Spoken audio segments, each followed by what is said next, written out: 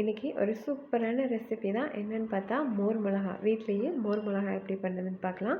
அதுக்கு இந்த மாதிரி நீளமான மிளகாய் எடுத்துக்கோங்க, அதுதான் நல்லா இருக்கும். அதை விட இன்னொரு முக்கியமான விஷயம் என்னென்னா, கையில் கவர் போட்டுக்கோங்க, இல்லைன்னா கையெல்லாம் எரிய ஆரம்பிச்சிடும்.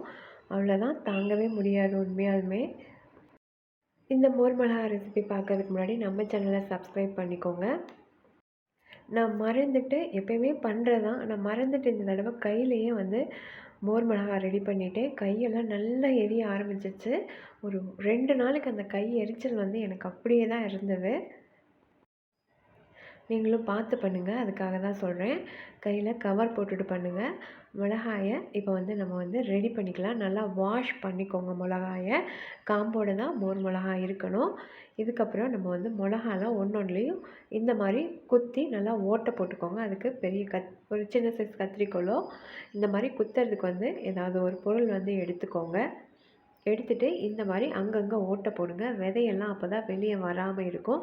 நம்ம கட் பண்ணோன்னா விதையெல்லாம் வெளியே வந்துடும். இந்த மாதிரி எல்லா மிளகாயிலும் இதே மாதிரியே ஓட்டை போட்டுக்கோங்க.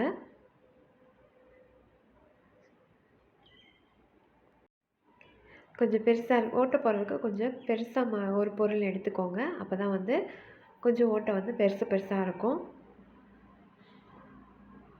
இப்போ நம்ம எல்லாத்துலேயுமே ஓட்டை நம்ம போட்டாச்சு. 1/4 கிலோ அளவுக்கு நான் மிளகா எடுத்திருக்கேன். எல்லாத்துலேயுமே எல்லா மிளகாலையுமே இந்த மாதிரி ஓட்டை போட்டுக்கோங்க. அதே மாதிரி இடையில ஏதாவது மிளகா உடஞ்சிட்டாலும் அதை எடுத்துருங்க. இல்லை வேணும்னாலும் அப்படியே நீங்கள் உள்ளே போட்டுக்கலாம். நான் எடுத்துகிட்டேன். இதை ஏதாவது சட்னிக்கு கூட நம்ம யூஸ் பண்ணிக்கலாம். வேறு பாக்ஸில் போட்டு வச்சோன்னா வேறு சமையல் பண்ணுறதுக்கு இந்த மிளகாய்களை யூஸ் பண்ணிக்கலாம். இப்போ எல்லாத்தையுமே நம்ம இப்போ ரெடி பண்ணியாச்சு. அதுக்கப்புறமா நம்ம இப்போ இதில் நான் 1/4 லிட்டர் அளவுக்கு தயிர் எடுத்திருக்கேன். தயிர் எடுத்து நல்லா சிலிப்பிட்டு அதில் 1 டம்ளர் அளவுக்கு தண்ணி விட்டுருக்கேன். இதில் உப்பு கொஞ்சம் அதிகமாகவே போட்டுக்கோங்க. 1/4 லிட்டர் தயிருக்கு நம்ம 1/4 கிலோ மிளகாய்க்கும் 1/4 கிலோ தயிருக்கும் சேர்த்து 7 டேபிள் ஸ்பூன் அளவுக்கு உப்பு சேர்த்திக்கோங்க. கரெக்டாக இருக்கும். கல் உப்பு சேர்த்திக்கோங்க. மோரில் நல்லா கரைஞ்சிடணும். அதுக்கப்புறமா நம்ம ரெடி பண்ணி வச்சுருக்கேன் இந்த மிளகாயில் மோர் ஊற்றிட்டு அதுக்கப்புறம் லைட்டாக இந்த மாதிரி அமுக்கி விட்டுக்கோங்க. அமுக்கி விட்டதுக்கப்புறமா இதை நான் ஈவினிங் போல் பண்ணேன். அதனால் ஒரு நைட்டு ஃபுல்லாக ஊற வச்சுக்கலாம். இந்த மோர்லேயே இந்த மிளகாய் ஒரு நைட்டு ஃபுல்லாக நல்லா ஊறட்டும். காலையில் எப்படி இருக்குதுன்னு பார்க்கலாம். மூடி வச்சுட்டு காலையில் எப்படி வந்திருக்குன்னு பார்க்கலாம். நான் ஈவினிங் ஒரு 4 மணி போல் இந்த மிளகாய் ரெடி பண்ண ஆரம்பித்தேன்.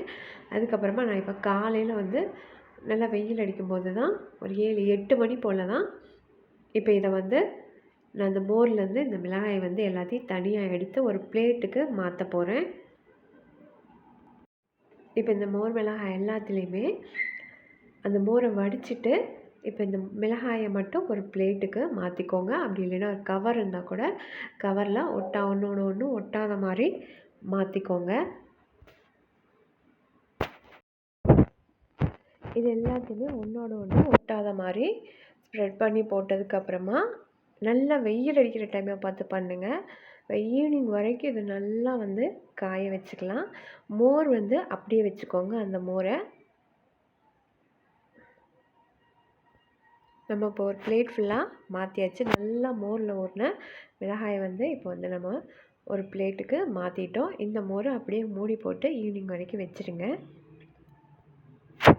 இப்போ இதை நம்ம நல்லா வெயில் அடிக்குது. இந்த டைமில் ஈவினிங் வரைக்கும் நல்லா காய வச்சு பார்க்கலாம்.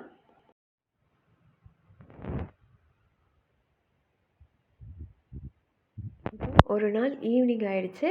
இந்த அளவுக்கு காஞ்சிருக்கு, பார்க்குறப்ப தெரியுது. கலர்லாம் சேஞ்ச் ஆகிருக்கு பாருங்கள். மிளகாயோட கலர்லாம் மோரில் போட்டிருந்தனால.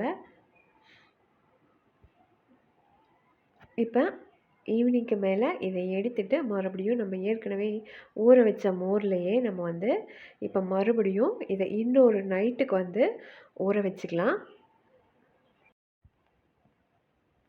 இப்போ அதே மோர்லேயே நம்ம காய வச்ச மிளகாய் எல்லாத்தையுமே அதே மிளகாய்க்கு போட்டுட்டு நல்லா வந்து கலந்து விட்டுக்கோங்க.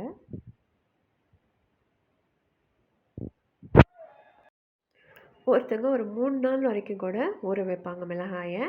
நம்ம இப்போ 2 நாள் மட்டும் 2 நாள் ஊற வைக்கலாம், இல்லை 3 4 நாள் கூட ஊற வைப்பாங்க. 2 நாளே போதுமான அளவு. அதே நல்லா வந்து நல்லா ஊறிடும் மிளகாய் வந்து மோரில். இப்போ இது எல்லாத்தையும் நல்லா கலந்து விட்டுட்டு மூடி போட்டு மறுபடியும் இன்னொரு நைட் ஃபுல்லாக வந்து இதை நல்லா ஊற வச்சுக்கலாம். ஊற வச்சுட்டு காலையில் எப்படி வந்திருக்குன்னு பார்க்கலாம்.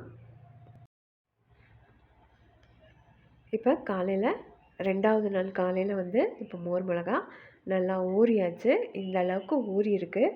இப்போ இதையும் மறுபடியும் ஒரு பிளேட்டுக்கு மாற்றிட்டு, இனி இந்த மோர் தேவையில்லை, நம்ம வந்து இதை வந்து கீழே ஊற்றிடலாம்.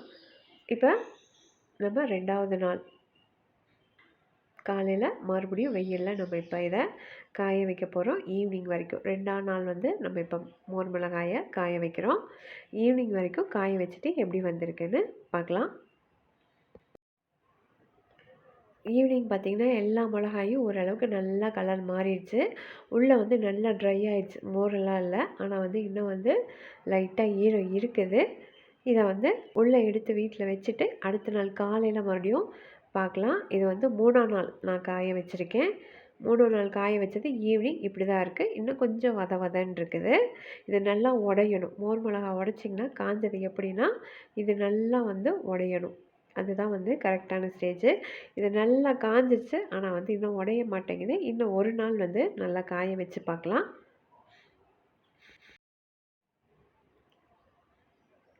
இன்றைக்கி 4ஆம் நாள் ஈவினிங் வந்து பார்த்திங்கன்னா நான் இப்போ உங்களுக்கு காமிக்கிறேன். ஈவினிங் வரைக்கும் காய வச்சுட்டு தான் இப்போ நான் உங்களுக்கு காமிக்கிறேன். பாருங்கள், மிளகா வந்து உடையுது. 4ஆம் நாள் இந்த மாதிரி உடையணும் மோர் மிளகா. இதுதான் கரெக்டான ஸ்டேஜு. இப்போ அவ்வளோதான், சூப்பராக மோர் மிளகா ரெடி ஆயிடுச்சு. இதை வந்து நம்ம ஒரு கவர் போட்டு அதுக்கப்புறமா ஒரு பாக்ஸ் போட்டு பாக்ஸ்குள்ளே வச்சு மூடி வச்சிட்டிங்கன்னா இது வந்து மொறுன்னு அப்படியே இருக்குது. நான் இப்போ இந்த பாக்ஸில் தான் போட போகிறேன். இந்த பாக்ஸில் போட்டு நான் இப்போ நல்லா டைட்டாக மூடி வச்சுக்கிட்டேன்னா மோர் மிளகா வந்து எனக்கு வந்து இது வந்து 2 மாதம் வரைக்கும் எனக்கு இது வரும். மிளகாய் பட்டு டப்பா வந்து பெருசாகவும் இருக்கலாம், சின்னதாகவும் இருக்கலாம், பார்த்து எடுத்துக்கோங்க. இப்போ வந்து மிளகாய் எல்லாமே நான் இப்போ டப்பாவில் போட்டுட்டேன். இப்போ நான் இதை வந்து உங்களுக்கு எண்ணெயெலாம் பொரித்து காமிக்கிறேன். லைட்டாக கொஞ்சமாக மட்டும் எண்ணெய் விட்டு சூடு பண்ணிக்கோங்க. இது வந்து தேங்காய் எண்ணெயாக இருந்தால் இன்னும் நல்லாயிருக்கும். நான் தேங்காய் எண்ணெய் தான் ஊற்றிருக்கேன். இப்போ ஒரு 5 மிளகாய் மட்டும் நான் உங்களுக்கு ஃப்ரை பண்ணி காமிக்கிறேன். சூப்பராக போட்டோன்னே எப்படி வந்து கலர் மாறுது பாருங்கள். மோர் மிளகா நல்லா மொறுன்னு புஷ்ஷுன்னு வந்துடுச்சு. இது சாம்பார் சாதத்துக்கு, ரசத்துக்கு, தயிர் சாதத்துக்கு, லெமன் சாதம், இந்த மாதிரி வெரைட்டி ரைஸுக்கெலாம் சூப்பராக இருக்கும். நீங்களும் சாப்பிட்டு பாருங்கள். லஞ்ச் பாக்ஸ் கூட இந்த மாதிரி காய் இல்லாத சமயத்தில் இந்த மாதிரி போட்டு கொடுக்கலாம். கஞ்சிக்கெலாம் சூப்பராக இருக்கும் இந்த மோர் மிளகா. இந்த ரெசிபி பிடிச்சிருந்தா நம்ம சேனலை சப்ஸ்கிரைப் பண்ணிவிட்டு கூடவே பெல் சிம்லை கிளிக் பண்ணிக்கோங்க. தேங்க்யூ.